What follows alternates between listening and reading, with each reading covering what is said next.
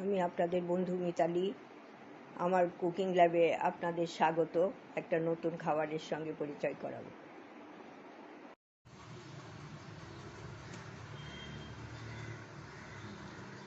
বন্ধুরা, আমি মিতালি, আমার কুকিং ল্যাবে আপনাদের স্বাগত। আমি আজকে ট্যাংরা মাছ দিয়ে একটা রেসিপি দেখাবো। সেই জন্য এখানে ট্যাংরা মাছ পরিষ্কার করে নুন হলুদ মাখিয়ে রেখে দিয়েছি। এটা মিনিট 15 রেখে তারপরে ভেজে নেব হালকা করে, তারপর বাদবাকিটা দেখিয়ে দেবো। এই ট্যাংরা মাছগুলো নুন হলুদ মাখানো ট্যাংরা মাছগুলো ভেজে তুলে নেওয়া হয়েছে। এখন এরপরে আমি এই কড়াইতে তেল দিয়ে দেব।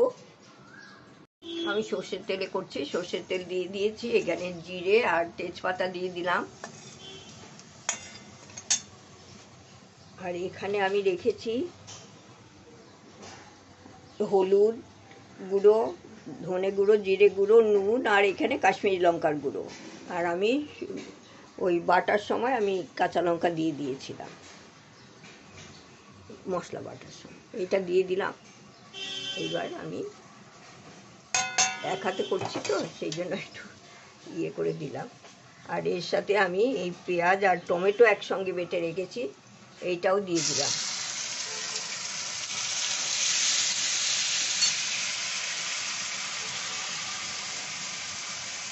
এটা আমি 2 চামচ দিয়ে দিলাম। এখন 2 চামচের বেশি লাগবে, মাছ আছে অনেকটাই, 3 চামচ দিয়ে দিলাম। আর এখানে আমি রসুন বাটা দিয়ে দিলাম 1 চামচ, একটু বেশি দিয়ে দিলাম। আর এইখানে আদা বাটা দিয়ে দিলাম 1 চামচ। এগুলো আমি এখন ভালো করে কষে নেব।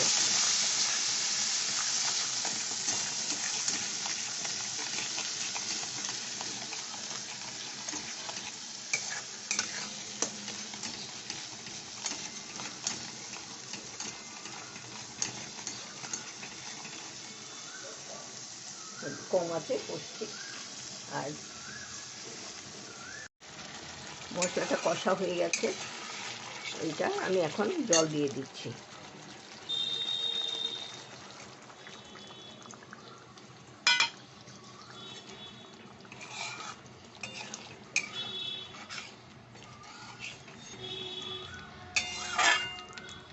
এটা আমি করছি ট্যাংরা মাছের মশলা ভাপা।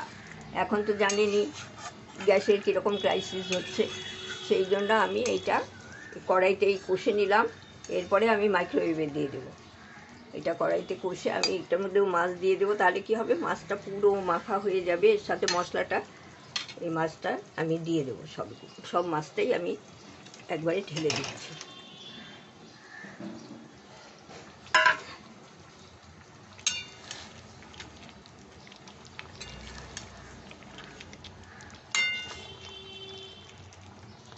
এই যে এটা হয়ে গেল। এর মধ্যে আমি একটু গরম মশলা দিয়ে দেবো।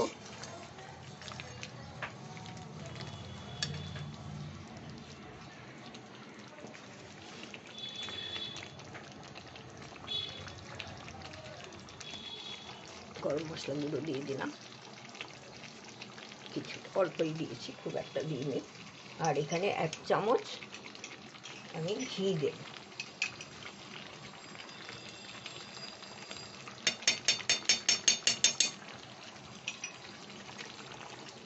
এটা দিয়ে আমি আঁচটা বন্ধ করে দিয়েছি।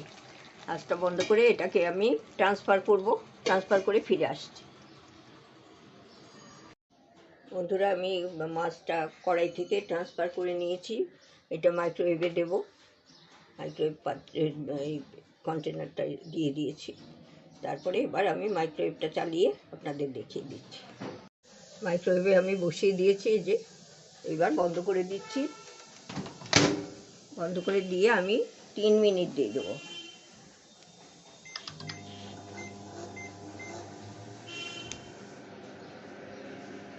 দিয়ে দিচ্ছি, যে হচ্ছে। হওয়ার পরে আমি আবার দেখে আর লাগবে কিনা দেখে আরেকবার দিয়ে দেবো। না হলে হয়ে গেলে আর লাগবে না।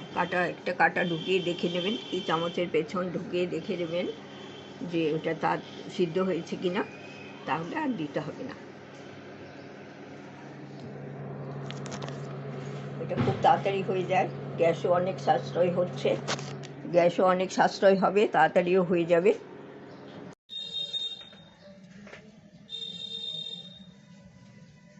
বন্ধুরা, এটা তো 3 মিনিট হয়ে গেছে, এটা দিয়েছি, খুব ভালো সেদ্ধ হয়ে গেছে, আর টক করে ঢুকে যাচ্ছে তো, এই যে খুব নরম সেদ্ধ হয়ে গেছে, আর লাগবে না, খুব তাড়াতাড়ি হয়ে গেল। দেখেছেন বন্ধুরা, কত কম সময়ে হয়ে গেল, আবার গ্যাসও অনেকটা সাশ্রয় হলো। এই ট্যাংরা মাছ ওখানে ফোটাতে ফোটাতে অনেক সময় লেগে যেত। আমি এই যে এইটা পরে আমি আপনাদের কাছে সার্ভ করে দেব, একটু ওই স্ট্যান্ডিং টাইমে রেখে দিচ্ছি ঢাকা দিয়ে, তারপর সার্ভ করে দেব।